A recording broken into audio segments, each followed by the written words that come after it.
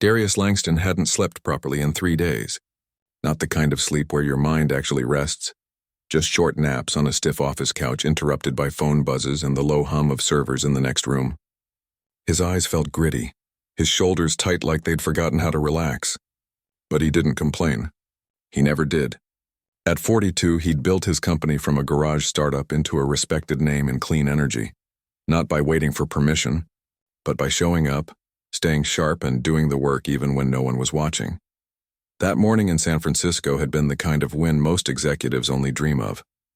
After months of tense negotiations, he'd finally closed a major acquisition, a solar tech firm with patents that could accelerate his company's grid storage solutions by years. The handshake in the boardroom had been firm, the champagne flutes clinked just right, and the smiles around the table were genuine for once. Still, Darius didn't linger at the after-meeting lunch. He thanked everyone, excused himself politely, and headed straight for the airport. There was no time to celebrate, not yet. Back in Atlanta, his team was already prepping for the next phase, and he needed to be there before the sun rose on the East Coast. He'd booked first class weeks ago, standard practice for him on long flights. Not because he liked luxury, but because those few extra inches of legroom and the promise of a hot meal meant he might actually catch a couple of hours of real rest.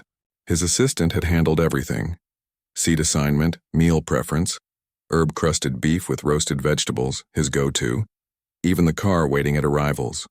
All Darius had to do was show up, sit down, and let the plane carry him home. The drive to SFO was quiet. Rain tapped softly against the windows of the black sedan, blurring the city lights into streaks of gold and red. He scrolled through a few emails, then put his phone away. For once, he allowed himself a moment of stillness. He thought about his mother, who used to tell him, "You can't pour from an empty cup," every time he worked through a weekend. He smiled faintly. She'd be proud, he hoped, not just of the deal, but of how he'd carried himself through it, with patience, with integrity, without losing his humanity in the process. At the gate, he moved through security with practiced ease. No fuss, no flash. He wore a dark charcoal suit, slightly wrinkled from the day's wear, but clean and sharp enough. His carry-on held a change of clothes, a well-worn copy of a James Baldwin essay collection, and a noise-canceling headset that had seen better days. He didn't draw attention to himself, and most people didn't notice him, just another tired businessman heading home. Boarding began, and he waited until his route was called. As he walked down the aisle of the wide-body jet, he nodded at the flight attendants who greeted him with the kind of polite neutrality reserved for frequent flyers. His seat was by the window, exactly as requested. He stowed his bag, adjusted the seat back, and exhaled slowly. For the first time in days, his shoulders dropped an inch. The cabin filled steadily, a couple arguing in hushed tones over vacation plans, a young woman with headphones on, eyes closed, already retreating into her own world. An older man in a tweed jacket carefully arranging his reading glasses and a paperback mystery novel. Normal people, ordinary lives intersecting for a few hours at 35,000 feet. Darius liked that about flying, the temporary democracy of it. Up here, titles didn't matter. Everyone breathed the same recycled air, waited for the same drinks, hoped for the same smooth landing. A flight attendant approached, mid-50s, silver streaks in her neatly pulled-back hair, name tag reading L. Carter. She offered a practiced smile. "Welcome aboard. Can I get you something to drink before takeoff?" "Just water, please," Darius said. "And thank you." She returned with a chilled bottle and a glass. Efficient, professional. He appreciated that. No unnecessary chatter, no forced cheer. Just service done right. As the plane taxied down the runway, he leaned his head against the window and watched the city lights shrink below. The engines roared, the wheels lifted, and for a moment the weight of the past week seemed to fall away with the ground. He closed his eyes, not to sleep, just to rest. He knew the meal service would come soon.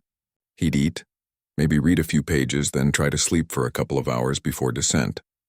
He'd flown this route dozens of times. He knew the rhythm. The gentle hum of the cabin, the soft clink of cutlery, the murmur of conversation fading into silence as night settled in. It was predictable, safe, a rare pocket of calm in a life that rarely slowed down. But tonight, something felt off, not in a dramatic way, just a subtle shift in the air, like the quiet before a storm no one sees coming. He couldn't place it. Maybe it was exhaustion playing tricks on him. Or maybe it was the way Elle Carter had glanced at him just a second too long when she handed him the water. Not unkindly, just assessing. Like she was trying to figure out if he belonged. He brushed it off. He'd dealt with that look before, in boardrooms, in hotels, in airports across the country. Sometimes it was curiosity. Sometimes it was doubt. He'd learned long ago not to let it live rent-free in his head. He'd proven himself too many times to count. His work spoke louder than any assumption ever could. Still, as the plane leveled off and the seatbelt sign dinged off, he felt a quiet tension coil in his chest. He told himself it was nothing. Just fatigue. Just the aftermath of a high-stakes week. He reached for his water, took a slow sip, and waited for dinner to arrive. His pre-ordered meal. The one small comfort that would signal it was okay to finally let go, even for a little while. Outside, the sky was endless and black, dotted with stars that seemed close enough to touch. Inside, the cabin lights dimmed to a soft amber. The world below disappeared. And for now, Darius Langston was just a man on a plane, hoping for a hot meal and a few hours of peace before the next chapter began. The wheels touched down in Atlanta with a soft thud, then a steady roll as the plane taxied toward the gate. Outside, the sky was still dark, just past 5 in the morning, but the city was already waking up. Streetlights glowed through a light haze and distant headlights traced slow lines along the access roads. Inside the cabin, passengers stirred, zipping bags, checking phones, stretching limbs stiff from hours in cramped seats. But the man in 2A didn't move right away. He sat perfectly still, eyes open, hands resting on his knees.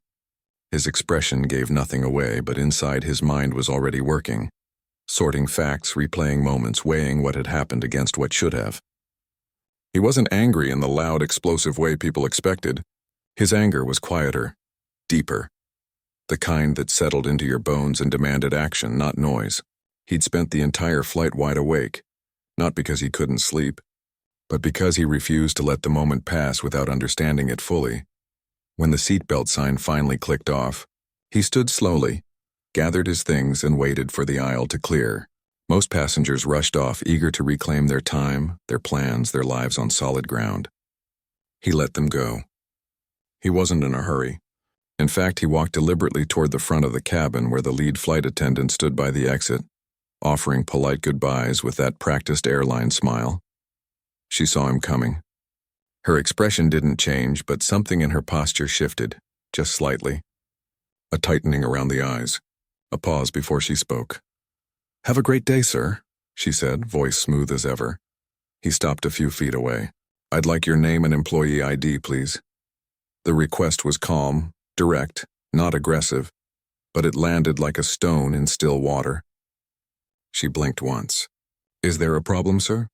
"I just need your name and ID," he repeated, voice even. "For my records." She hesitated, then glanced toward her colleague, who quickly looked away. After a beat, she reached into her pocket and pulled out a small laminated card. She read off her name, Elle Carter, and a 7-digit number. He committed both to memory, nodded once, and walked off without another word. Outside, the air was cool and damp, carrying the faint scent of jet fuel and wet pavement. A driver held a sign with his company's logo. He slid into the back seat, leaned his head against the headrest, and closed his eyes. Not to sleep, but to think.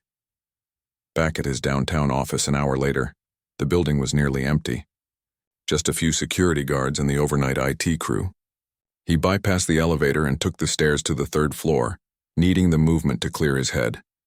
Inside his office, he flipped on a single lamp, dropped his bag on the desk, and poured himself a glass of water from the cooler in the corner. Then he sat down and opened his laptop.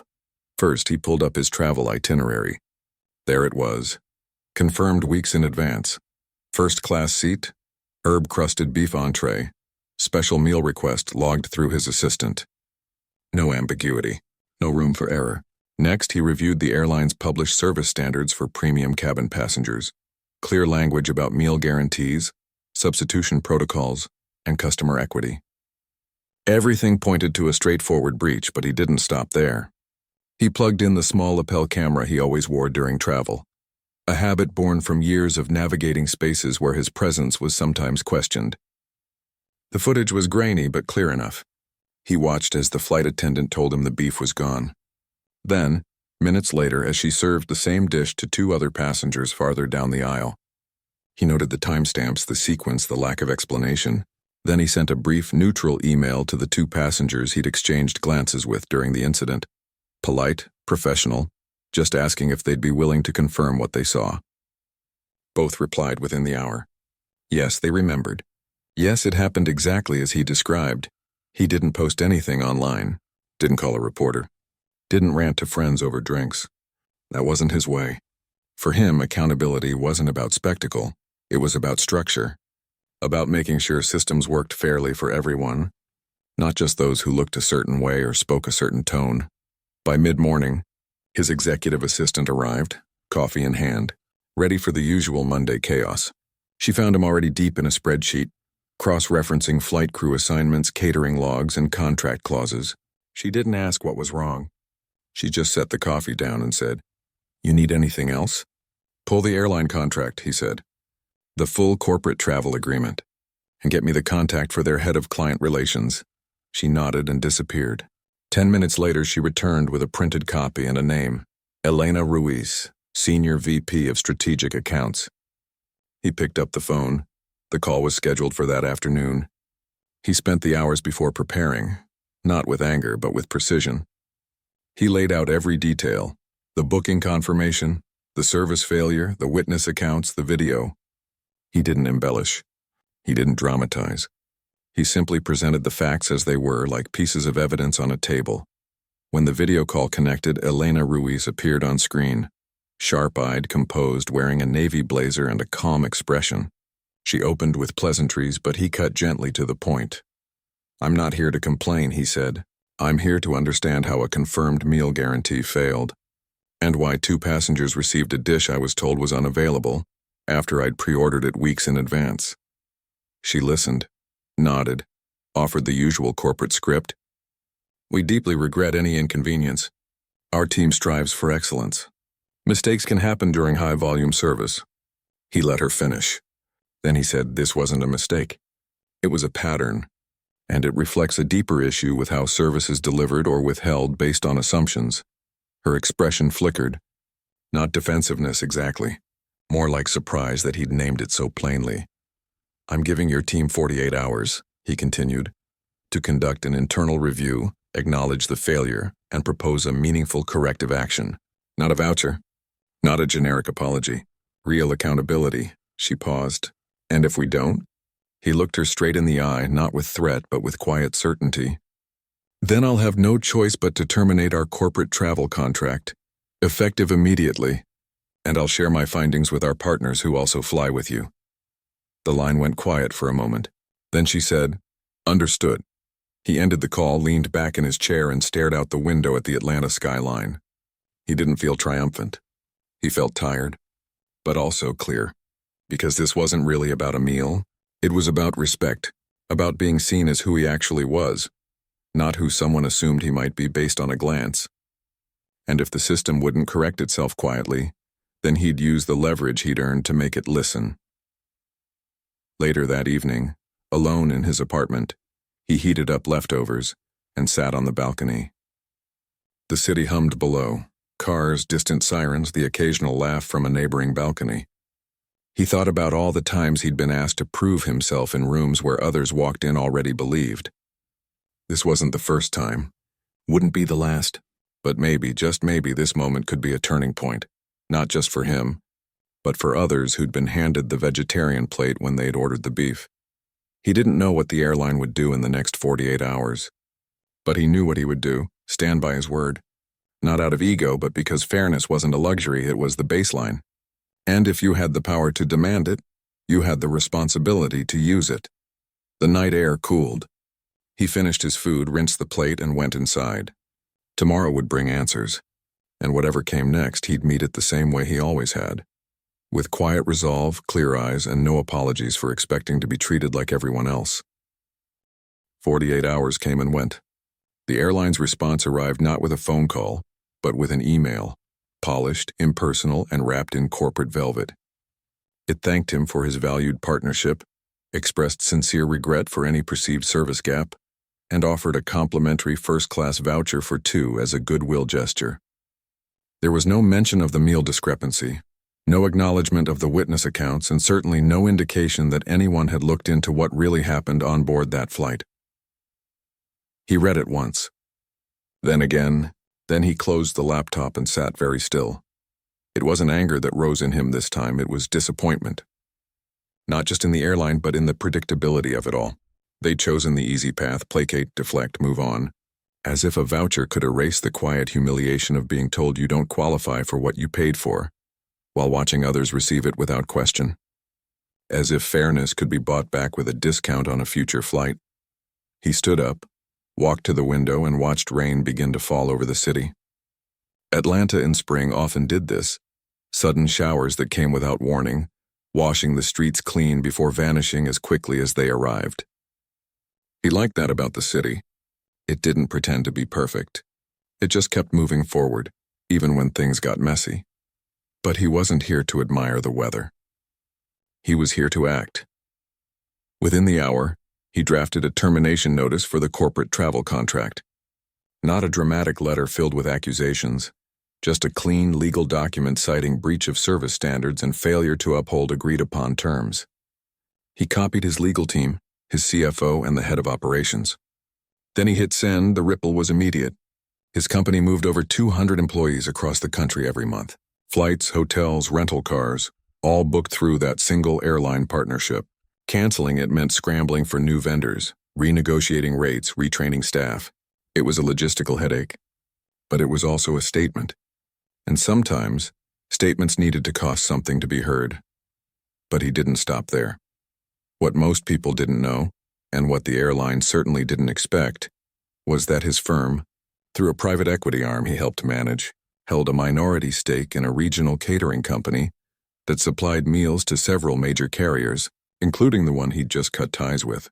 It wasn't a controlling interest, but it was enough to request an internal audit, enough to ask questions. He called the catering company's CEO, a woman he'd worked with for years, known for her no-nonsense approach and fierce loyalty to her staff. He didn't accuse. He didn't demand. He simply laid out what happened. The confirmed meal, the sudden unavailability, the inconsistent service, the lack of accountability. Then he asked, "Is this how your team is being directed to manage inventory? Or is something else going on?" She listened in silence. Then she said, "I'll look into it myself." 2 days later, she called back. Her voice was tight. "We pulled the catering logs for that flight," she said. "There were enough beef entrees for every first-class passenger who ordered it. No shortage, none." He didn't say, "I told you so." He just thanked her. That was the confirmation he needed. This wasn't a mistake. It was a choice, made by someone on that crew in that moment for reasons they might not even fully understand themselves. And choices like that, when left unchecked, become culture. And culture, once set, is hard to undo. So he made another call, this time to the airline's chief operating officer, a man he'd met once at an industry conference. They'd exchanged business cards and a few polite words about sustainability in aviation. Now he spoke plainly. "I'm not asking for an apology," he said. "I'm asking for accountability. Your crew failed basic service standards. They lied about inventory. They treated passengers differently based on appearance. And when given a chance to make it right, your company offered a voucher instead of integrity. That tells me everything I need to know." There was a long pause on the other end. Then the COO said, "What do you want us to do?" "Review the entire cabin crew from that flight," he replied. "Not just the attendants, supervisors included. If your own protocols were violated, then your own people must face the consequences. Not because I want them punished, but because your passengers deserve consistency, honesty, and equal treatment, every single time." He didn't ask for names, didn't demand public firings. He simply insisted that the system do what it promised to do, uphold its own rules. A week later, the airline quietly let go of the entire cabin crew assigned to that flight. Not for one bad meal, as some headlines later tried to spin it, but for documented failures in inventory reporting, inconsistent service delivery, and violation of internal equity guidelines. The decision came from within, after an internal investigation confirmed what he'd already known. News of the contract cancellation leaked first through business circles, then to trade publications. Some called it an overreaction. Others called it long overdue. A few industry insiders whispered that this was the first time a black executive had used corporate leverage this way, not for publicity, but for principle. He didn't give interviews, didn't post about it on social media. He simply moved forward. His team secured a new travel partner, one with stronger diversity training and transparent service metrics. The transition was smooth. Productivity didn't drop. The world kept turning, but something had shifted. Inside the airline, training modules were updated. New protocols required meal inventory to be verified by 2 crew members before service. Bias response scenarios were added to onboarding. It wasn't perfect, but it was progress. And for him, the real victory wasn't in the terminations or the contract switch. It was in the quiet message it sent. That excellence isn't optional and fairness isn't negotiable. That when you hold power, real earned power, you don't use it to dominate. You use it to correct. One evening, weeks later, he found himself back at the airport boarding another flight. Same suit, same carry-on, same tired eyes. As he walked down the aisle, a young flight attendant, early 20s, dark skin, name tag reading T. Ellis, did a double take. Then she smiled. Not the practiced airline smile, but a real one. "Mr. Langston," she said softly once the other passengers were settled. "I just wanted to say, thank you." He looked at her, puzzled. "For what?" "For making it so people like me don't have to prove we belong up here," she said. "Before, I'd get looks, doubts, little comments disguised as jokes. Since everything changed, it's been different. People listen. They respect the uniform." He didn't know what to say, so he just nodded. "You earned your place," he told her. "Not because of me. Because of you." She smiled again, then turned to check a seatbelt. He sat down, buckled in, and stared out the window as the plane prepared for takeoff. Outside, the runway lights glowed steady and bright. Inside, the cabin hummed with the quiet energy of ordinary people heading somewhere important. He thought about how change rarely comes with fireworks. Most of the time it arrives in small moments. A withheld meal, a quiet conversation, a decision made not for show, but for rightness. And sometimes, if you're lucky, it echoes further than you ever imagined. The engines roared. The plane lifted. And for the first time in a long while, he felt something close to peace. Not because he'd won, but because he'd stayed true. And in a world that often rewards noise over integrity, that was enough. Weeks passed, and the story that had stirred quiet conversations in boardrooms and airline lounges began to fade from headlines. There were no press conferences, no viral videos, no dramatic courtroom scenes, just a ripple that moved through the industry like a slow current, felt more than seen but real all the same. For the man at the center of it all, life returned to its usual rhythm. Early mornings, strategy calls, site visits to solar farms baking under the Georgia sun, late-night emails that never quite ended. He didn't bring up what happened. Not in meetings, not at dinners, not even with his closest advisors. It wasn't pride that kept him silent, it was principle. He'd acted because it was right, not because it would make a good story. But stories have a way of finding their own path.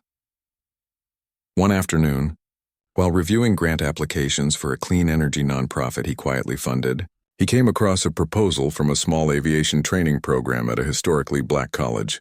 The program aimed to prepare students, many of them first-generation college attendees, for careers in flight operations, cabin management, and ground logistics. The budget was tight. The ambition was huge. And tucked into the final page was a line that made him pause. "We believe the skies should reflect the people who live beneath them." He approved the full funding request that same day. Not as a reaction, but as an investment. If the industry was going to change, it wouldn't just be through policy updates or firings, it would be through new voices stepping into roles where they'd once been told they didn't belong. He didn't attach his name to the donation. Just a simple note, for the next generation who deserve to be seen. Meanwhile, the airline quietly rolled out its updated crew training.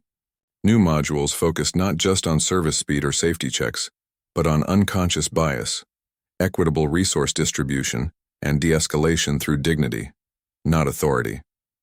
Veteran attendants grumbled at first, calling it overcorrection, but newer crew members, especially those who'd long felt invisible in their own uniforms, spoke up in support. One internal survey showed a 30% increase in staff confidence reporting service inconsistencies without fear of dismissal. That number meant more to him than any apology ever could. Back in his office, he added a new clause to every corporate travel agreement his company signed from that point on. Any verified instance of discriminatory service or preferential treatment based on appearance, race, or perceived status will trigger an immediate contract review. It wasn't punitive. It was preventative. A quiet line in the sand that said, "We expect better and we'll walk away if we don't get it." He never spoke publicly about the incident. When a business magazine reached out for a feature on executive influence in customer equity, he declined. "This isn't about me," he told his assistant. "It's about systems working the way they're supposed to." And that was the truth. He didn't want to be a symbol. He just wanted fairness to be normal, not exceptional. Still, the impact lingered in unexpected places. One evening, while waiting for a delayed flight in Chicago, he sat near a gate where a young black woman in a crisp airline blazer was calmly managing a chaotic boarding process. Passengers were frustrated. The weather had grounded half the airport, but she remained steady, clear, and kind. When a man snapped at her about his seat assignment, she didn't flinch. She listened, corrected the error, and offered a sincere apology for the confusion. The man's anger melted into embarrassment. She handled it like someone who knew her worth didn't hinge on his mood. As he walked past her later, she looked up and recognized him instantly. Her eyes widened just slightly, then softened. She didn't say his name. Didn't make a scene. Just gave a small knowing nod as if to say, "I see you, and I'm here because of moments like yours." He returned the nod, kept walking, and felt something shift inside him. Not pride, but connection. This was the real win. Not the contract, not the firings, not even the policy changes. It was this. A young professional standing tall in her role, unshaken by disrespect, because the ground beneath her had finally been leveled. Months later, during a routine audit of his company's travel expenses, his finance lead mentioned in passing that their new airline partner had started including diversity metrics in their quarterly performance reports. On-time service, yes, but also passenger feedback segmented by demographic, crew training completion rates, and equity in meal fulfillment. "They're trying," she said with a half-smile. "Hard," he just nodded. Trying was a start. Sustaining it would be the real test. At home, he rarely talked about work. But one night, over a simple dinner of grilled fish and collard greens, his teenage nephew asked, "Did you really get a whole flight crew fired?" He put his fork down. "No," he said gently. "The airline did. I just asked them to follow their own rules." The boy thought about that for a moment. "Would you do it again?" "In a heartbeat," he said. "Not because I wanted to punish anyone, but because if we don't hold systems accountable, they'll keep failing the same people over and over." His nephew nodded slowly, like he was filing the lesson away for later. And maybe he was. Life moved on. Deals closed. Projects launched. Seasons changed. The incident became a footnote in his calendar, but a cornerstone in how his company operated. He hired more aggressively from underrepresented backgrounds. He pushed vendors to disclose their equity practices. He mentored young professionals not with grand speeches, but with quiet opportunities, internships, introductions, second chances, and every time he flew, he noticed the little things. The way attendants now double-checked meal orders against manifests, the way they made eye contact with every passenger regardless of how they dressed, the way service felt consistent, not perfect, but fair. One rainy evening, returning from a site visit in Texas, he found himself seated next to an elderly woman who'd never flown first class before. Her daughter had surprised her with the ticket for her 75th birthday. She was nervous, fumbling with the seat controls, unsure whether she was allowed to ask for a blanket. The flight attendant, a man with kind eyes and a calm voice, knelt beside her, showed her how everything worked, brought her tea without being asked, and treated her like royalty. Watching that exchange, he felt a quiet satisfaction, not because he'd caused it directly, but because the culture was shifting, one interaction at a time. And maybe, just maybe, his small act of insistence had helped tilt the scale. He never sought credit, never needed it. What mattered was that the next person boarding that plane, no matter their skin, their name, or their story, would be met with the same respect, the same meal, the same dignity. As the plane descended into Atlanta, lights blinking through the clouds, he leaned back and closed his eyes, not to sleep, just to breathe. The work wasn't done, It never would be. But tonight the sky felt a little more open, and that was enough.